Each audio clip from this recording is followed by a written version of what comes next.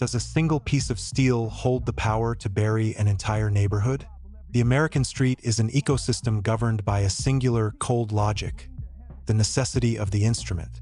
In the hyper-segregated corridors of Los Angeles, Chicago, and Atlanta, a firearm is less an object of personal protection and more a communal liability.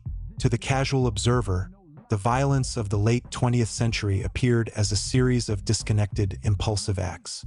Yet, beneath the surface of the crack epidemic and the subsequent expansion of the Crips and Bloods, there existed a sophisticated, almost corporate system of ballistic management. The reality of the American street is that most soldiers do not own the weapons they carry. They are temporary custodians of a legacy of iron. This is the paradox of the community gun, a system designed to protect the individual from legal scrutiny that ultimately serves as the mechanical thread binding an entire generation to a shared prison sentence.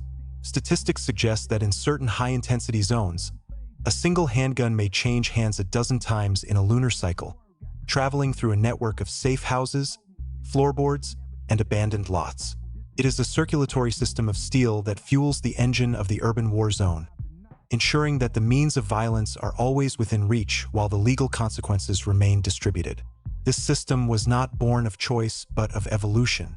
As federal and state laws tightened, the cost of being caught with a personal firearm became too high for the average street-level operative. The solution was the socialization of risk. By sharing an arsenal, the set ensures that no single member is permanently linked to the tool of their trade. Yet this very sharing creates a ballistic map that law enforcement can follow like a trail of breadcrumbs. To understand the mechanics of the block gun, one must first analyze the anatomy of established gang territory, such as that of the Rollin' 60s neighborhood Crips in South Los Angeles.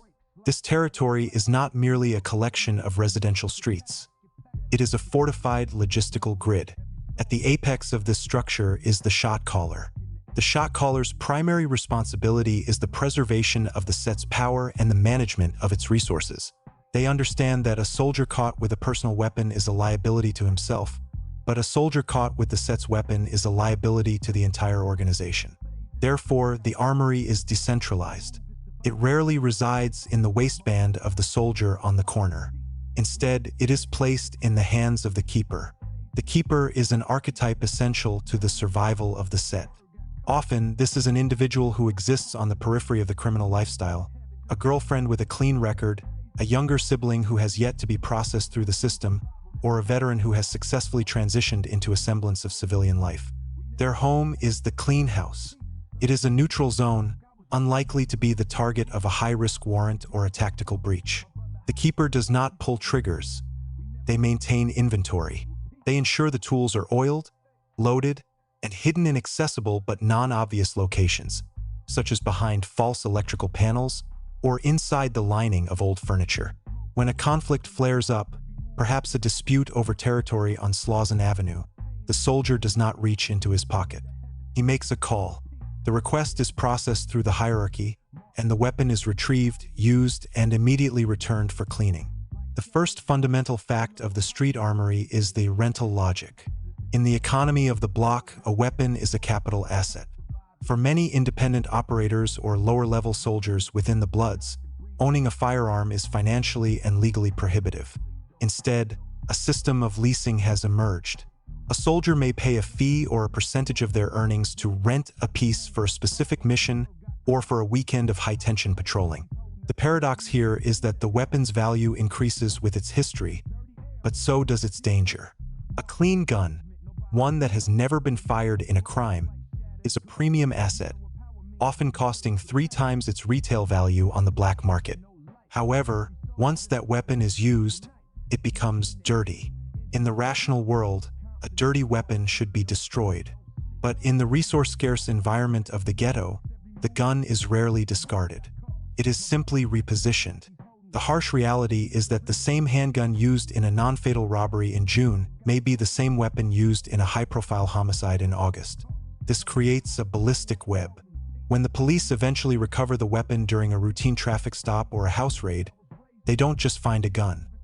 They find a chronological map of every crime committed by that set over the past year. The consequence is a conspiracy of hardware. A teenager caught with a community gun for a minor intimidation charge suddenly finds himself facing questions about 3 unsolved murders he had nothing to do with. The gun carries the sins of the collective, and the last person holding it pays the full price for everyone who came before him. Moving deeper into the investigation, we find the second fact: the cleaning code. This is the ritualistic attempt to decouple the weapon from its history. Within the structure of the neighborhood Crips, the act of cleaning a gun is both physical and symbolic. After a shooting, the weapon is often wiped down with high-strength solvents to remove skin oils and gunshot residue. But the true cleaning happens at the mechanical level. Advanced street armorers have learned to use metal files to alter the unique markings on the firing pin or the ejector port. The paradox is that these attempts to mask the weapon's signature often create new, even more distinct markings that forensic experts can identify with greater ease. The harsh reality is that the modern National Integrated Ballistic Information Network, or NIBIN, has made the cleaning ritual almost obsolete. Every shell casing ejected from a semi-automatic pistol carries a microscopic fingerprint. In cities like Baltimore or St. Louis, police departments use mobile NIBIN units to process casings found at a scene within hours. This technology turns the community gun into a GPS for the prosecutor. The consequence is that the cleaning process provides a false sense of security. The soldier returns the weapon to the keeper, believing the evidence has been erased. In reality, he has just deposited a digital confession into a database that will eventually link his set's entire armory to a federal racketeering case. The third fact involves the tactical handoff. In the heat of a police pursuit, the community gun is never kept on the person of the primary target. There is a specialized role within the set known as the tosser or the runner. When the sirens begin to wail, the soldier with the highest rank or the longest criminal record will pass the weapon to a younger, faster associate with no priors. The paradox of the handoff is that it is a gesture of protection for the elder that doubles as a death warrant for the youth. The set justifies this by noting that the shorty will likely receive a lighter sentence or be released to his parents. The harsh reality, however, is the proximity law or constructive possession. Modern policing strategies focus on the group rather than the individual. If a weapon is tossed into a yard or hidden in a vehicle where 4 people are present, prosecutors can, and do, charge all 4 with possession of that single firearm. This creates a collective debt. One gun, intended to defend the block, results in the simultaneous incarceration of the set's next generation of leadership.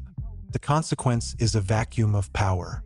By attempting to save one veteran, the set sacrifices its future, leaving the territory vulnerable to rival incursions from blood sets or independent crews, which inevitably leads to a fresh cycle of defensive violence and a need for even more weapons. The fourth fact is the keeper's burden. The individual who holds the armory is often the most vulnerable link in the chain, yet they are the least likely to be compensated for the risk. In the history of the Chicago street sets, many clean houses are maintained through coercion or a distorted sense of loyalty. The paradox is that the keeper is the most peaceful person in the set, but they bear the highest legal weight. If the armory is discovered, the keeper is charged not with a single act of violence, but with the storage of multiple illegal firearms, often leading to mandatory minimum sentences that far exceed what a soldier would face for a simple possession charge. The harsh reality is that the keeper has no play. They cannot claim the weapons are not theirs without violating the code of silence, a violation that carries a death sentence on the street. They are trapped in a room full of iron that isn't theirs, facing a lifetime of consequences for triggers they never pulled.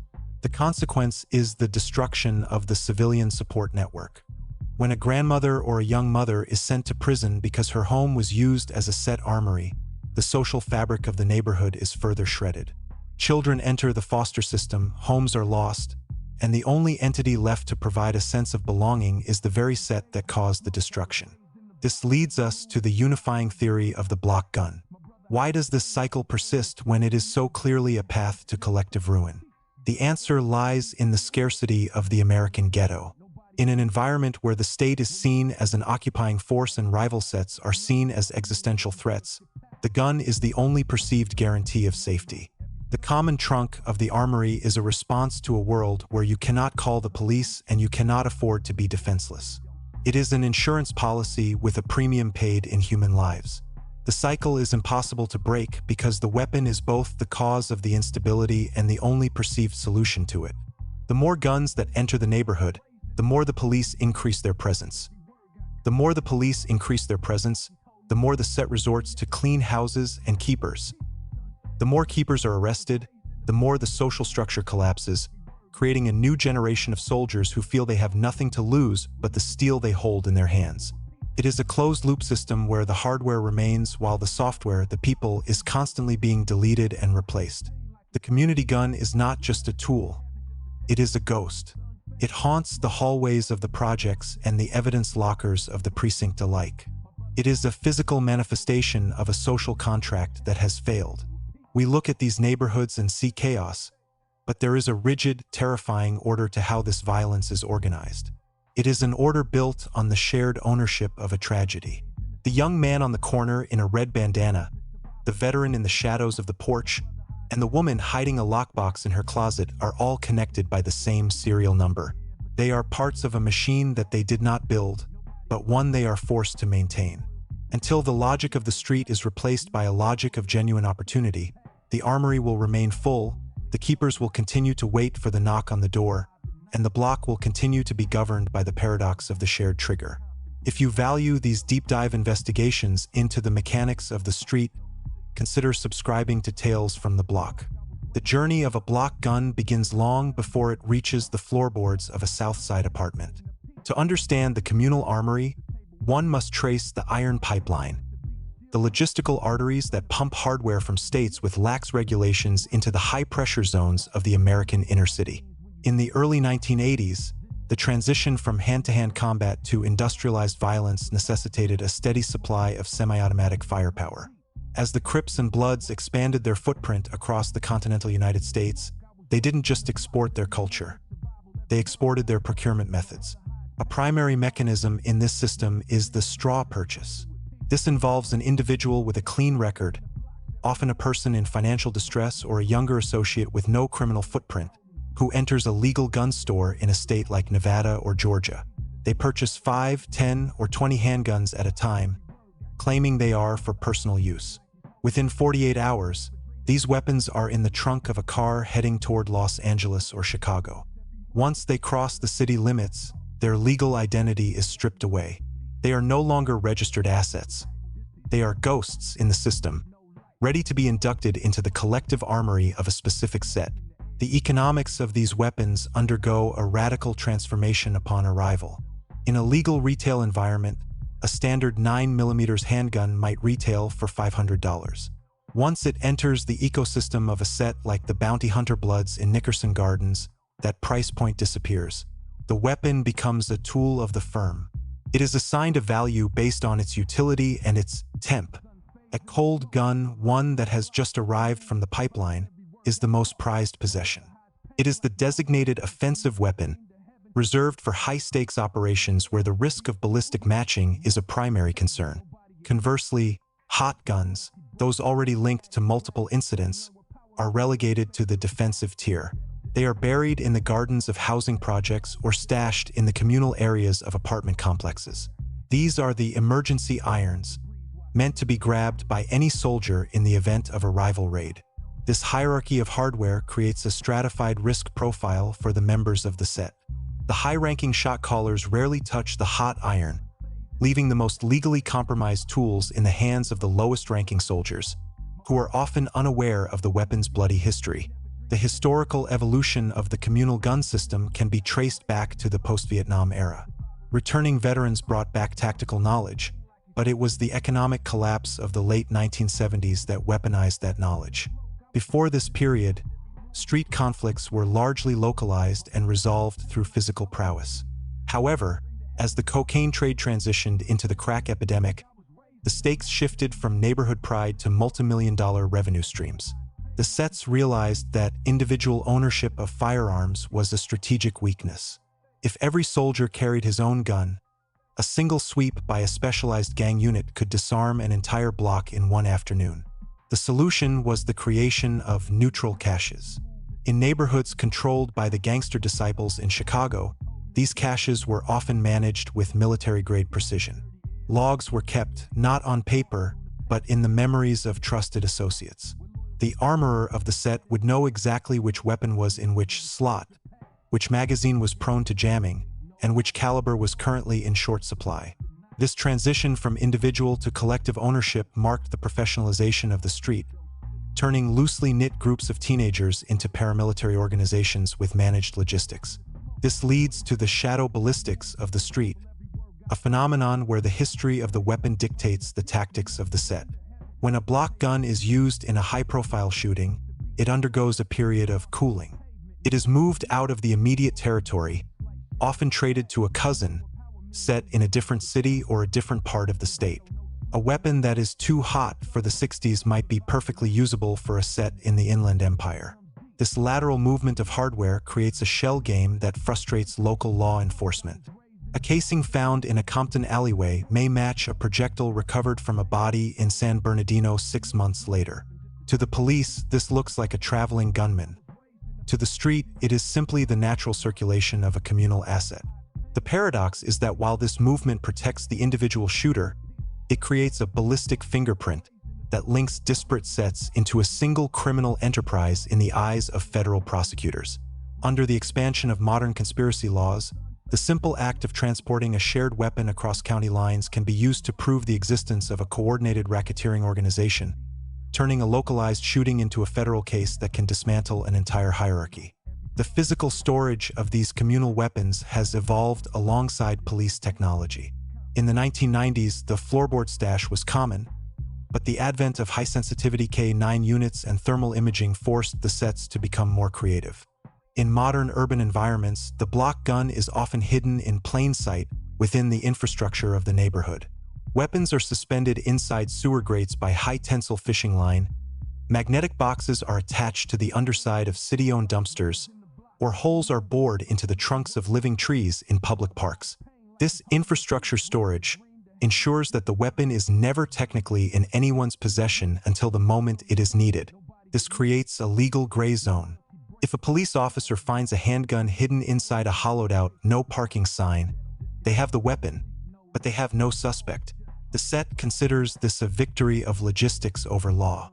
However, the harsh reality is that these public stashes are often discovered by civilians, frequently children, leading to accidental tragedies that further alienate the set from the community they claim to protect. The very system designed to shield the soldier from the state ends up endangering the family members the soldier is supposedly fighting for. Beyond the physical hardware, there is the ammunition deficit. A communal gun is useless without the proper feed. In the hyper-regulated environment of major American cities, purchasing ammunition is often more difficult than acquiring the weapon itself. This has led to the rise of the Master of Rounds, a specific role within the set hierarchy. This individual is responsible for the inventory of various calibers, ensuring that the communal 9 MMS, .40 specials, and .45s are always supplied. Because ammunition is heavy and easily identifiable, it is rarely stored with the weapons. Instead, it is distributed in small, inconspicuous quantities among multiple holding houses. This prevents the set from being disarmed in a single raid. If the police find the guns but not the bullets, or the bullets but not the guns, the set remains operationally viable. This logistical fragmentation is a direct adaptation to the high-intensity drug trafficking area, HITA designations used by federal authorities. By breaking their assets into smaller, disconnected pieces, the set mimics the structure of a decentralized insurgent cell, making it nearly impossible for traditional policing methods to achieve a total shutdown of the block's capabilities. The psychological toll of the communal gun on the individual soldier is profound and rarely discussed. When a young man is handed the steel for his shift on the corner, he is stepping into a legacy of violence he did not author. He knows that if he is forced to use that weapon, he is not just firing a bullet, he is activating a history. He may be pulling the trigger on a gun that has already ended the lives of 3 people, including, perhaps, members of his own extended social circle. This legacy of the trigger creates a state of perpetual paranoia. The soldier is not just watching for the police or rival sets. He is watching the weapon itself, wondering if the ballistic ghost attached to it will finally manifest in the form of a 20-year sentence. The paradox of the communal gun is that it provides a sense of power while simultaneously stripping away the soldier's agency. He is merely a temporary operator of a machine that is designed to eventually consume him. This realization often leads to a burnout phase, where soldiers either attempt to exit the life or descend into a state of hyperaggression, fueled by the fatalistic belief that their fate was sealed the moment they accepted the set's iron. This mechanical and logistical dependency on the common trunk ensures that the cycle of the street is self-perpetuating. The gun is the centerpiece of a dark economy, a currency of lead that never devalues. Even when a set is decimated by arrests or internal strife, the communal armory often remains hidden, waiting to be discovered by the next generation. These weapons are the true elders of the block. They outlast the shot callers, the soldiers, and the keepers. They sit in the dark, in the walls of the projects and the soil of the parks, silent witnesses to the rise and fall of various sets. To understand the American street is to understand that the people are transient, but the iron is permanent. The block gun is the thread that sews the decades together, ensuring that the mistakes of the father are literally held in the hands of the son. The landscape of the communal armory is currently undergoing its most radical transformation since the introduction of the semi-automatic pistol in the mid-1980s. This shift is driven by the emergence of privately made firearms, or what the street refers to as ghost guns. In the territories controlled by the Bloods in North Charlotte or the Crips in North St. Louis, the reliance on the iron pipeline, the physical transportation of weapons across state lines, is being supplemented, and in some cases replaced by the digital pipeline. The mechanics of the communal trunk have evolved from the procurement of finished products to the localized assembly of untraceable components. A shot caller no longer needs a straw purchaser to risk a federal felony at a gun counter in Virginia. Instead, they need a tech. The tech is a specialized archetype within the modern set, an individual with the mechanical aptitude to finish 80% receivers or operate a 3D printer. This individual operates a clandestine workshop, often in a basement or a rented storage unit, churning out polymer frames that have no serial numbers and no paper trail. The paradox of the ghost gun within the communal system is that its primary strength, its lack of history, is also its greatest logistical weakness. A traditional firearm, like a Smith & Wesson or a Glock, is a known quantity with a predictable shelf life. A ghost gun, assembled from kits or printed from files, varies in quality based on the skill of the tech. When these weapons are inducted into the communal armory, they introduce a variable of mechanical instability. A soldier who retrieves a 3D printed frame from a stash spot may find that the weapon malfunctions after the third or fourth round is cycled. In the high-stakes environment of a retaliatory strike, a jam slide is a death sentence. Yet, the set accepts this risk because the legal cost of the ghost gun is near zero until the moment it is fired. If a keeper is raided and the police find 5 unfinished polymer frames, the legal hurdles for prosecution are significantly higher than if they found 5 factory-made revolvers. This has created a disposable culture within the street armory. The weapon is no longer a long-term asset to be cleaned and preserved. It is a single-use tool, intended to be used once and then literally melted down or discarded, effectively breaking the ballistic thread that once linked a soldier to a series of crimes. However, the single-use theory is often undermined by the crushing economics of the block. Even a ghost gun costs money for the jig, the drill, the lower parts kit, and the slide. In impoverished zones, the impulse to recycle hardware remains dominant. This leads to the hybrid armory, where a factory slide from a hot gun is mated to a fresh ghost gun frame. This creates a forensic nightmare for investigators. The frame has no serial number, but the slide and barrel may carry the ballistic signature of a crime committed 3 years prior. The soldier carrying this hybrid weapon believes they are holding a ghost, but in reality, they are holding a Frankenstein's monster of evidence. The consequence of this hybrid system is the expanded dragnet. When federal agencies like the ATF conduct a Project Safe Neighborhood sweep, they are no longer just looking for guns. They are looking for the tools of assembly. The discovery of a single 3D printer in a clean house can now be used to link every ghost gun recovered in a 5-mile radius to a single conspiracy, effectively re-establishing the very collective liability the ghost gun was meant to circumvent. The most lethal evolution in the communal armory is the introduction of the switch. These small, often 3D printed or illegally imported devices convert a standard semi-automatic Glock into a fully functional machine gun. In the ongoing conflicts between various sets of the Black P. Stones and the gangster disciples in Chicago, the switch has fundamentally altered the geography of the street. The communal gun, once a tool of targeted intimidation, has become a weapon of mass casualty.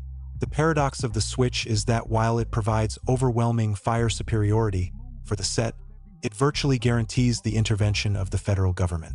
A local shooting is a city problem. A machine gun on the street is a national priority.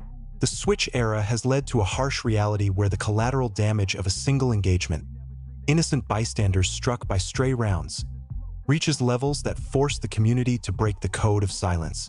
The consequence is a rapid erosion of the set's local support.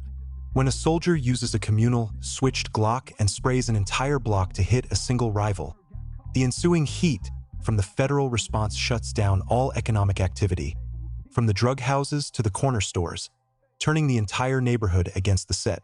This leads to the forensic war of the shell casing.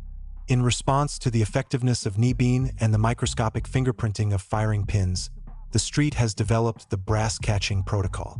Within sets like the Grape Street What's Crips, soldiers are increasingly instructed to use brass catchers, nylon bags attached to the ejection port, or to meticulously recover their spent casings after an engagement. The logic is simple. No casing, no knee-beam match, no connection to the communal armory.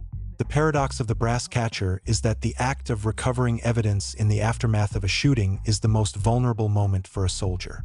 While they are on their knees searching for a 9mm shell in the dark, they are exposed to both rival retaliation and police arrival. The harsh reality is that modern forensics can now recover DNA and touch evidence from the very magazines and unspent rounds left behind in a panicked retreat. The consequence is that the brass-catching protocol creates a false sense of forensic immunity. A soldier may recover the shells but leave behind a single drop of sweat or a skin cell on the magazine, providing a genetic link that is far more damning than a ballistic match. The geography of the communal armory is also dictated by the urban void. In cities like Detroit or Baltimore, the thousands of abandoned properties, vacant or bandos, serve as the primary storage facilities for the set. These structures are the lungs of the neighborhood's criminal economy. A bando isn't just a place to sell. It is a decentralized warehouse. The communal gun is often stored in the neutral space between two rival territories, hidden in the weeds of a lot that neither side fully claims. This is the no man's land stash. The logic is that if a soldier is caught approaching the stash, they can claim they were simply passing through or looking for scrap metal. The paradox of the void is that these abandoned spaces are also the primary targets for tactical urbanism by the police, the demolition of vacant houses to reduce crime. When a city clears a block of abandoned buildings, they aren't just removing eyesores. They are disarming the set by destroying their storage infrastructure. The consequence is an armory migration, where the set is forced to move their weapons back into occupied residential homes, increasing the risk to civilians and leading to a spike in home invasion-style robberies by rivals who know the weapons are now being kept in less secure, populated locations. The internal economics of the set also revolve around the ballistic debt of the weapon. When a gun is used, it accrues interest in the form of potential prison time. A soldier who uses a communal weapon that already has bodies on it is essentially taking out a high-interest loan on their life. If they are caught, they inherit the debt of everyone who used the gun before them. To manage this, some sophisticated sets have implemented a rotation policy. A weapon used in a shooting is immediately retired to a different city through a network of affiliates. For example, a Blood set in Los Angeles may swap a hot 10mm with a set in Las Vegas for a cold .380. This interstate exchange is the street's version of money laundering. The gun is the currency, and the goal is to keep the dirty money as far away from the source as possible. The consequence of this exchange is the creation of a national ballistic grid. Federal agencies can now track the movement of these weapons across the country, using the common trunk of a single gang to map out the entire national infrastructure of the organization, leading to massive multi-state indictments that can decapitate the leadership of a gang across several time zones simultaneously. The common trunk system, for all its tactical advantages, is ultimately a mechanism of self-destruction. It is a system built on the assumption that the individual can be hidden within the collective, but in the age of digital surveillance and genetic forensics, the collective is more visible than ever. The block gun is a relic of a 20th century mindset being used in a 21st century war. It creates a permanent evidence loop where the set is constantly generating the very proof needed to destroy itself. As long as the set remains dependent on a shared arsenal, they remain bound by a shared fate. Every time a young man reaches into a stash spot to retrieve the communal iron, he is not just picking up a weapon. He is picking up the accumulated failures, debts, and deaths of his predecessors. He is the latest operative in a system that values the survival of the steel over the survival of the human. The ultimate tragedy of the tales from the block is that these mechanical systems, the iron pipeline, the digital pipeline, the cleaning codes, and the neutral caches, are all remarkably efficient solutions to a problem that shouldn't exist. They represent an enormous amount of human ingenuity, logistical planning, and strategic thinking, all diverted into the service of a cycle that produces nothing but grief. The block gun is the engine of the ghetto's shadow economy, and like any engine, it requires fuel. That fuel is the youth of the neighborhood, the keepers in the clean houses, and the soldiers on the corner. The iron remains cold and indifferent, while the people it was meant to protect or empower are consumed by the very system they helped to build. The ultimate vulnerability of the communal armory reveals itself not on the street, but within the sterile, fluorescent-lit confines of the interrogation room. This is the stage for the snitch's dilemma, a psychological trap engineered by the very existence of the block gun. When a soldier is apprehended with a weapon from the common trunk, the detective across the table rarely cares about the immediate charge of illegal possession. The detective is looking at a laboratory report that links that specific firearm to 4 unsolved shootings across 3 different precincts. The soldier is presented with a choice that is designed to shatter the foundation of the set's collective loyalty. He is told that he is no longer being charged with a simple felony. He is now the primary suspect in a string of attempted murders. The only way out of the ballistic debt is to provide the coordinates of the clean house or the identity of the keeper. This creates a state of internal rot. Because the weapon has traveled through so many hands, the soldier knows that someone else in his own set has already dirted the iron. He is being asked to go to prison for a trigger he didn't pull, to protect a brother who may have already compromised him by returning a hot gun to the stash. The paradox of the shared arsenal is that it transforms the concept of brotherhood into a suicide pact. The state uses the gun as a mechanical wedge, prying the soldier away from the organization by using the weapon's own history as leverage. In the high-stakes environment of federal prosecutions, the block gun is often the star witness. It provides a physical link between individuals who may never have been seen together by the police, allowing prosecutors to build a narrative of a coordinated criminal enterprise. The consequence is a cascade of cooperation. One arrest leads to the discovery of the armory. The discovery of the armory leads to the forensic mapping of 10 years of violence. And that mapping leads to a wave of indictments that can erase an entire Blood or Crip set from the map in a single afternoon. This forensic pressure has pushed the communal armory into the digital panopticon. We are now in the era of overt surveillance, where the city itself is an active participant in the war for the block. Technologies like ShotSpotter use acoustic sensors to triangulate the exact location of a discharge within seconds. But the surveillance doesn't stop with the sound of the shot. In cities like Chicago, the Real-Time Crime Center uses AI-driven camera networks to track the path of retreat. If a soldier fires a communal weapon and flees toward a known bando or clean house, the cameras document the entire journey. The common trunk is no longer hidden.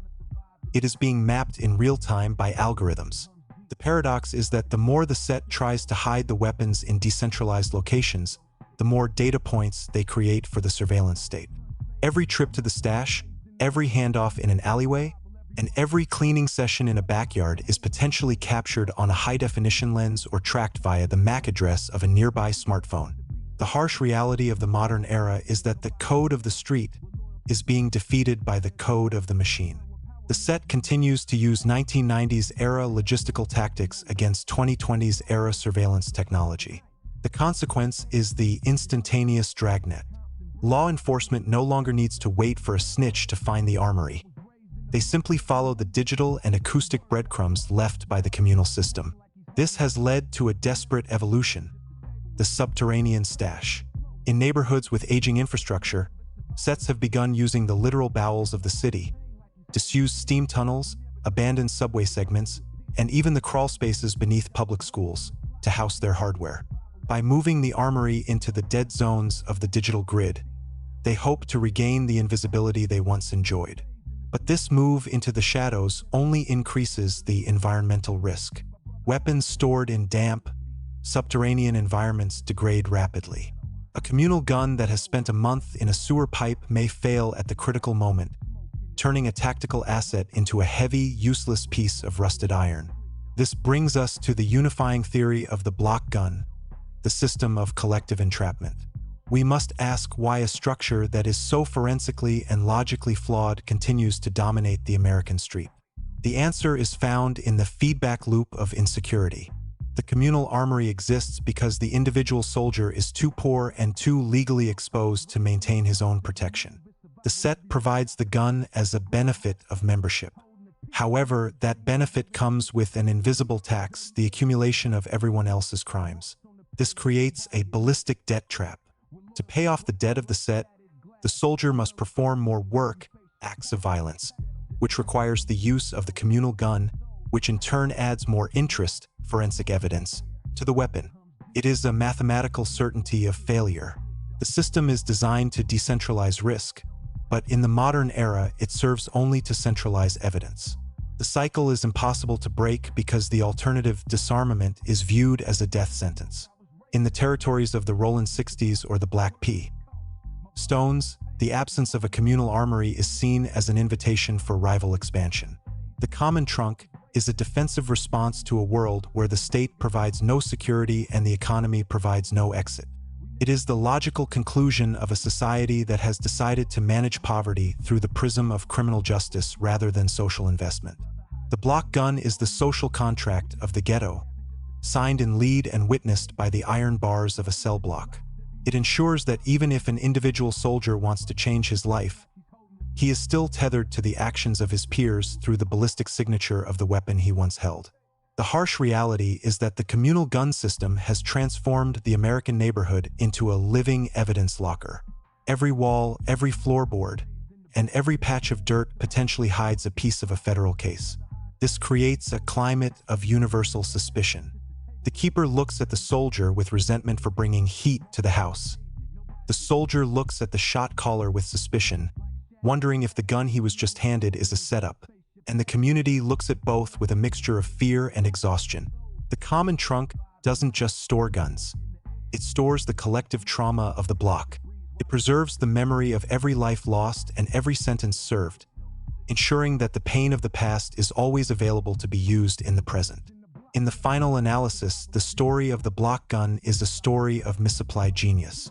The logistical complexity, the tactical adaptations, and the sheer resilience of these systems are a testament to the human capacity for organization under extreme pressure. But this ingenuity is being burnt as fuel for a machine that produces nothing but caskets and court dates. The tales from the block are not just stories of crime. They are the autopsy of an American failure. We have created environments where a shared piece of steel is more reliable than the law, and where a collective prison sentence is the only form of social security. The iron outlasts the flesh. The guns remain, hidden in the infrastructure of our cities, waiting for the next hand to reach for them, while the names of those who carried them are slowly erased from the memory of the streets. The paradox of the common trunk is that the more a neighborhood tries to arm itself against its environment, the more it ensures its own destruction. The weapon intended to be a shield becomes a magnet for the very forces it was meant to repel. Until the common trunk of violence is replaced by a common trunk of genuine resources, the cycle will continue. The keepers will keep the keys, the soldiers will hold the steel, and the block will continue to pay the interest on a debt that can never be settled. The iron is cold, the history is heavy, and the cycle remains unbroken. This is the reality of the American street, a world where you are only as safe as the last person who used your gun. Reflect on the weight of the steel and the cost of the shared trigger. If you seek to understand the mechanics beneath the headlines, subscribe to Tales from the Block.